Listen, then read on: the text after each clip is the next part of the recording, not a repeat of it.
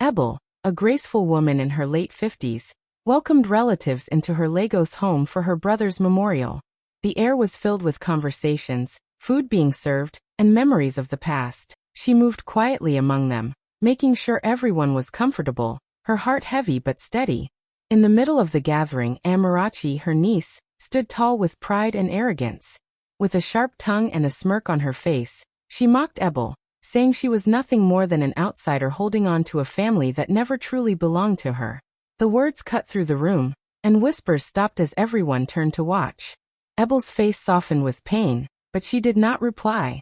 Instead, she slipped away to a corner, her eyes filled with unshed tears. Memories flooded her mind. Nights she stayed awake when Amarachi was sick, the sacrifices she made to pay her school fees, the times she gave up her own comfort to provide food, clothes, and love. She remembered when her brother passed away, how she took the little girl into her arms and promised to protect her like her own child. Every moment of care replayed in her heart, making Amarachi's harsh words even more unbearable. But Amarachi was not finished. She gathered some cousins and whispered into their ears, convincing them that Ebel did not deserve to stay in the family house. Soon, her influence spread, and Ebel found herself standing alone, surrounded by people she had once treated as her children.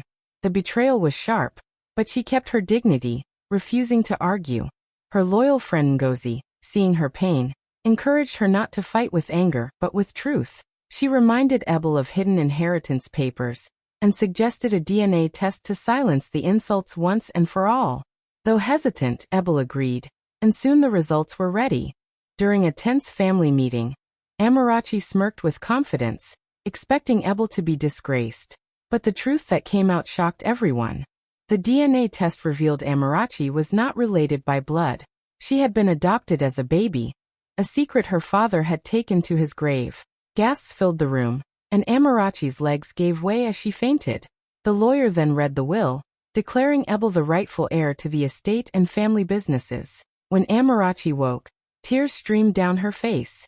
She begged Ebel for forgiveness, realizing the depth of her cruelty. Ebel's voice trembled but remained firm. Family is not in blood, but in loyalty and love. She turned away, walking with quiet strength through the estate that now belonged fully to her.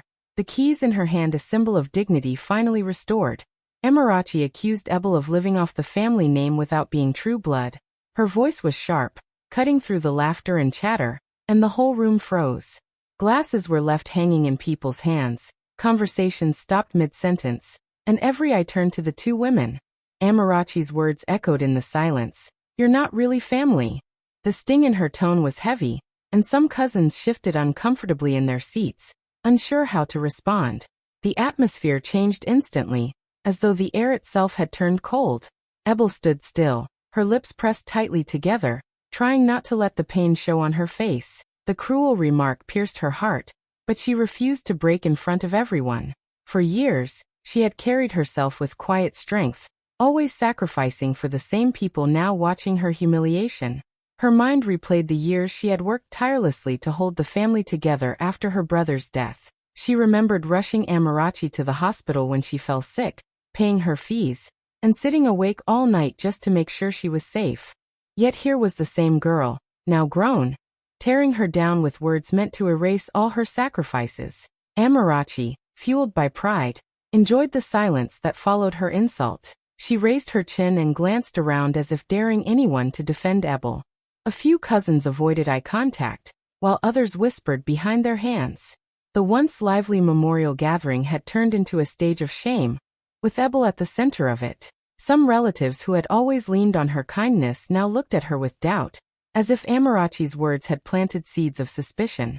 Ebel's chest tightened, and she lowered her eyes, hiding the tears that threatened to fall. She wanted to speak, to remind them of everything she had done, but her heart was too heavy. She turned away quietly, leaving Amarachi's smirk hanging in the air. For Ebel, silence was her shield, but inside her soul burned with sorrow. She had been mocked in front of the very family she had loved and nurtured. No one came to her defense, no one stood by her side, and that betrayal cut deeper than Amarachi's words. The room stayed quiet long after Ebel walked away, the weight of the insult lingering heavily. Amarachi believed she had won, But destiny had already started weaving a truth that would soon turn every whisper, every doubt, and every cruel word back against her. Ebel retreats, holding back tears, her steps slow as she moves away from the crowd that had just witnessed her humiliation. Her eyes burn, but she refuses to let the tears fall in front of them. She slips into a quiet corner, her hands trembling as she leans against the wall. Her heart aches, not because of the cruel words alone, but because they came from the very girl she once treated as her own child. The sting of betrayal is heavier than the insult itself. Her mind drifts back to the past, to the day her brother died, leaving behind a little girl who needed care. She remembers holding the crying child in her arms, whispering promises that she would never let her feel alone. From that moment, Ebel carried a burden that was not hers but embraced it without hesitation. Night after night, she stayed awake whenever Amarachi was sick, holding her hand, praying feverishly for her to recover. She gave up her own dreams, her own comfort, to make sure the girl had everything she needed. The sacrifices were endless. She sold her jewelry just to keep Amarachi in school. Even when money was scarce, she took extra jobs, walking long distances when she could not afford transport, all to ensure school fees were paid on time. She covered medical bills without complaint, sometimes going without food so the child would never feel lack. Each sacrifice was done with love, not expecting anything in return, only hoping that the little girl would grow up knowing she was cherished. But now, standing alone after the humiliation, those memories cut deep. The very person she nurtured with unconditional care was the one who stood in front of everyone and denied her place in the family. Ebel's chest rises with silent sobs, but she quickly wipes her eyes, unwilling to appear weak. She whispers to herself, reminding her heart that true love is not always appreciated, and sometimes the people you give everything to are the ones who break you the most. The room behind her is still filled with murmurs, but she feels far away, wrapped in the echo of her sacrifices. In her pain, she wonders if anyone will ever truly remember all she gave up for a family that now seems ready to cast her aside. Yet deep within, a quiet strength begins to stir, though hidden behind her tears. Amarachi convinces cousins to treat Ebel like an outsider. With a proud smile and sharp words, she whispers into their ears, turning their hearts cold against the woman who once cared for them all.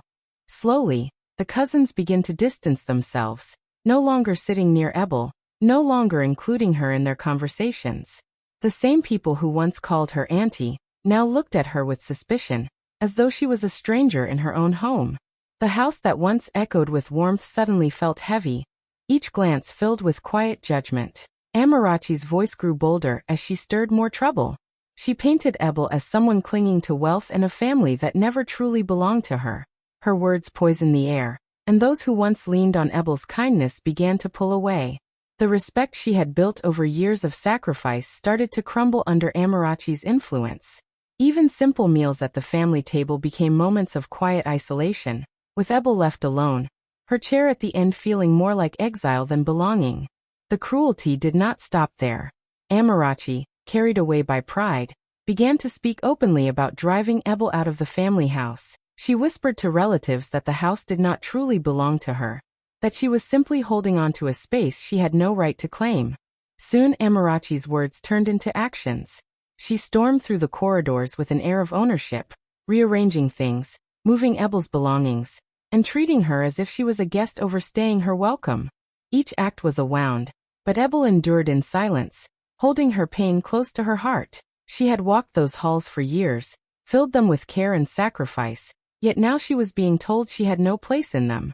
Every corner of the home held memories of her struggles and her love, but Amarachi was determined to erase her presence.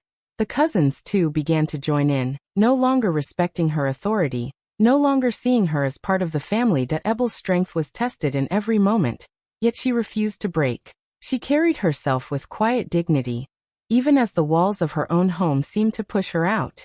Little did they know, the very truth Amarachi feared would one day rise, turning every cruel act into a shadow of shame. That Ebel's close friend, Ngozi, advises her not to fight with words but with truth. She sits with her quietly, wiping the tears from her face, and reminding her that silence is not weakness but wisdom.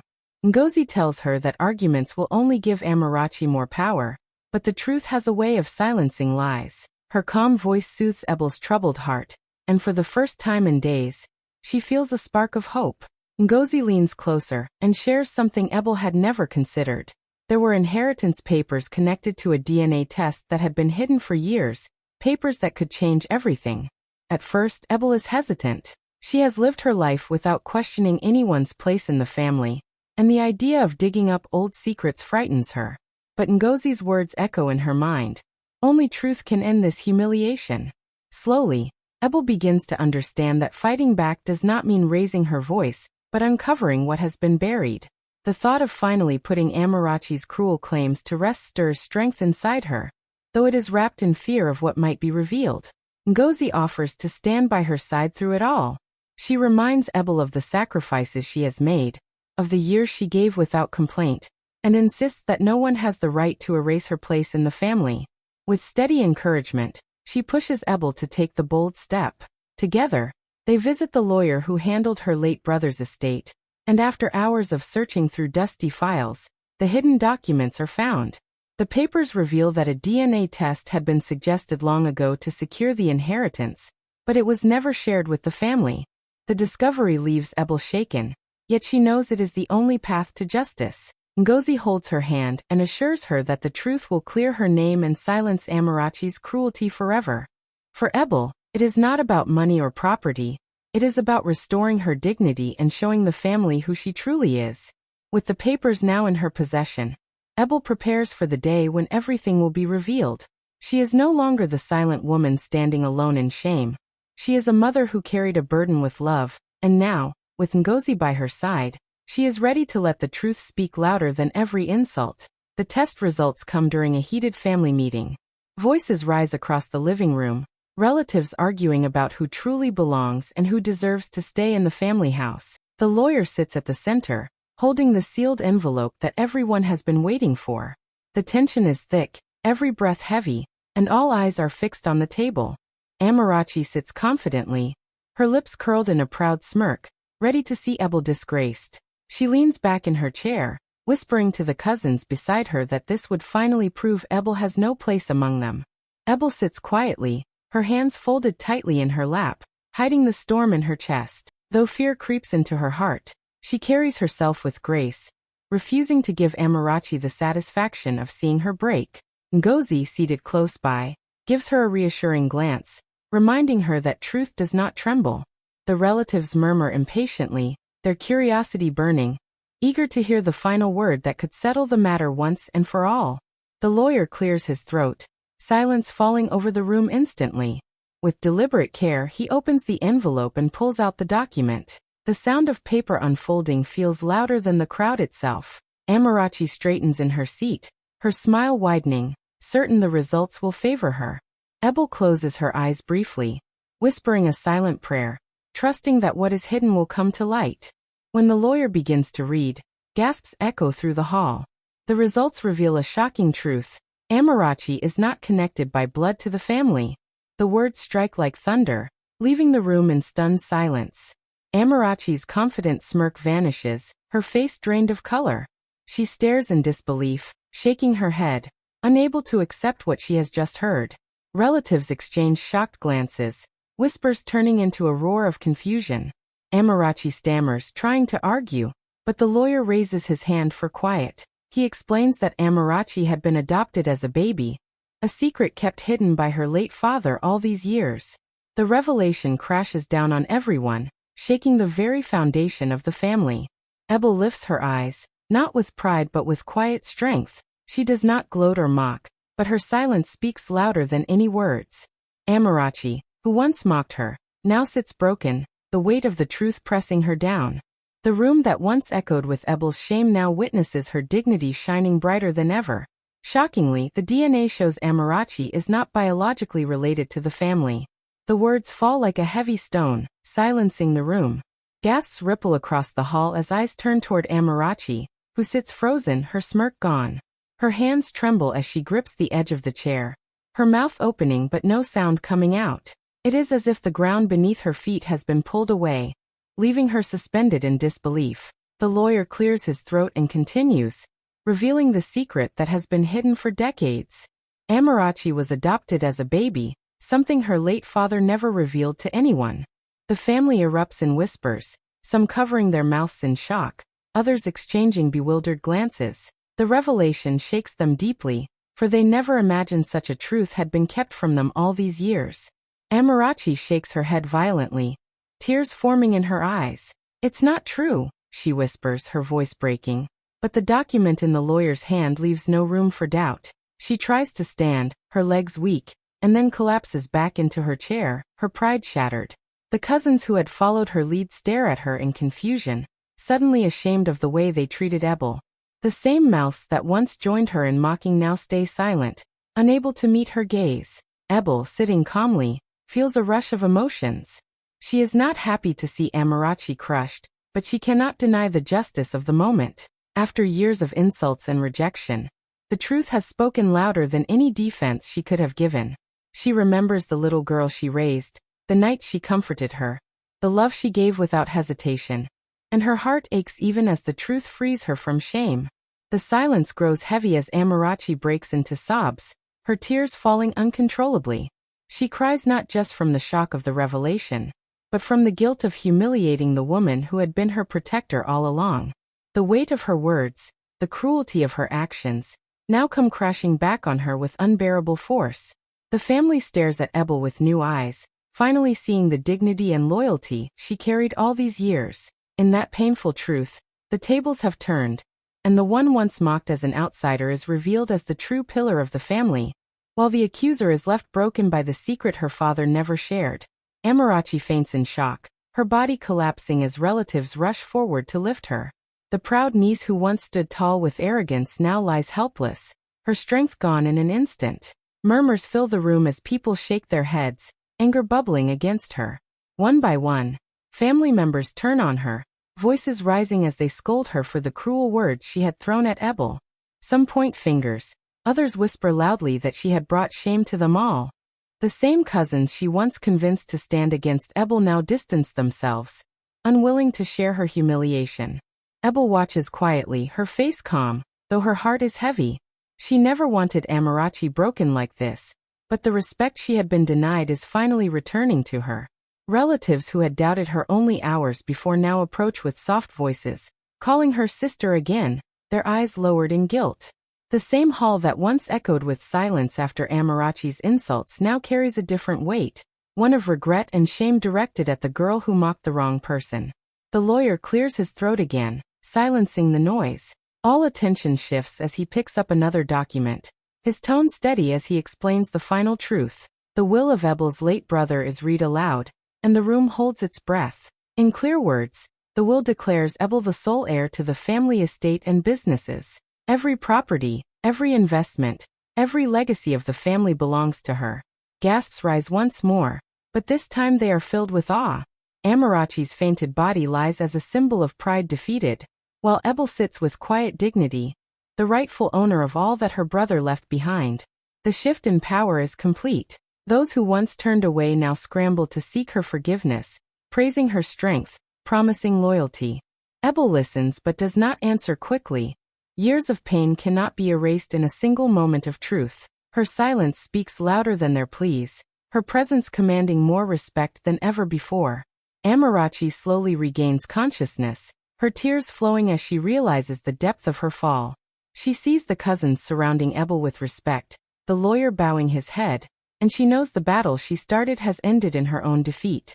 The estate, the businesses, the family name, all rest in the hands of the woman she once called an outsider.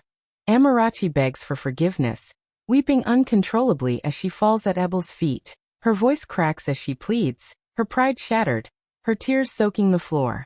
The strong and arrogant girl from before is gone, replaced by someone broken and desperate. She clutches Ebel's hands, trembling, begging her to forget the harsh words, to remember the love she once received. The room is silent as everyone watches, the same people who once laughed at Ebel's humiliation now witnessing Amarachi's downfall.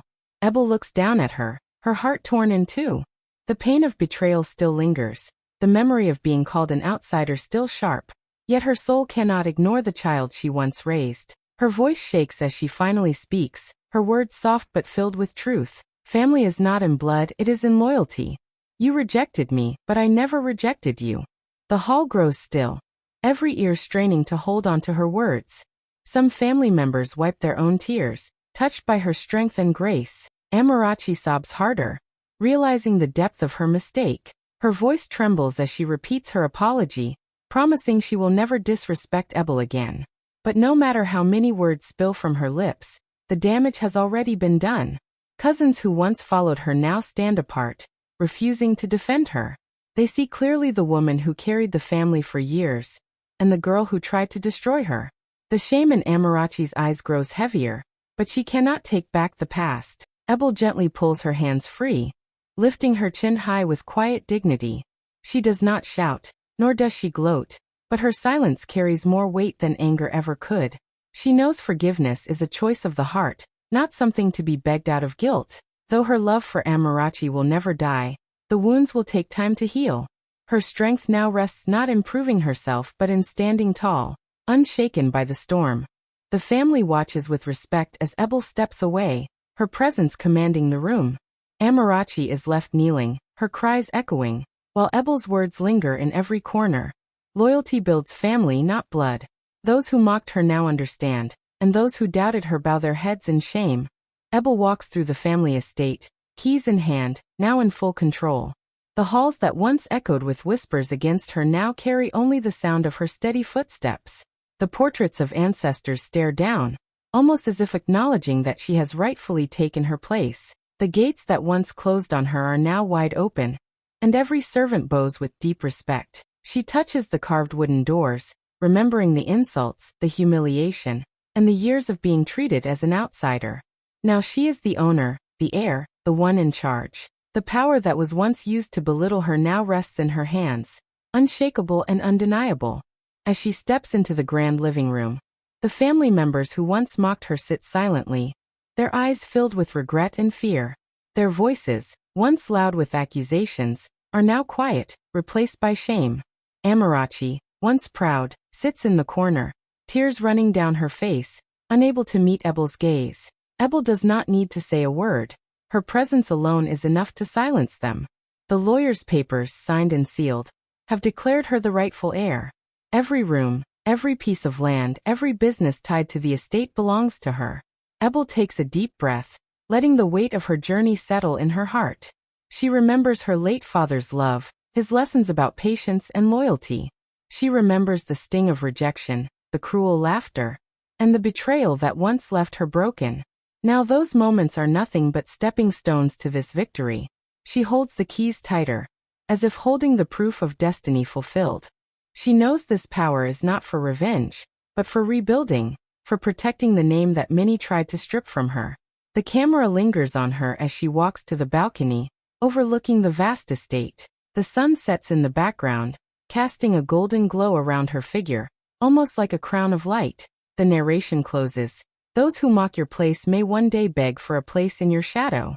The doors behind her close with finality, sealing her chapter of pain, and opening a new chapter of strength. Bustias. Thank you so much for watching to the end. Please remember to like, comment, and subscribe. Bye.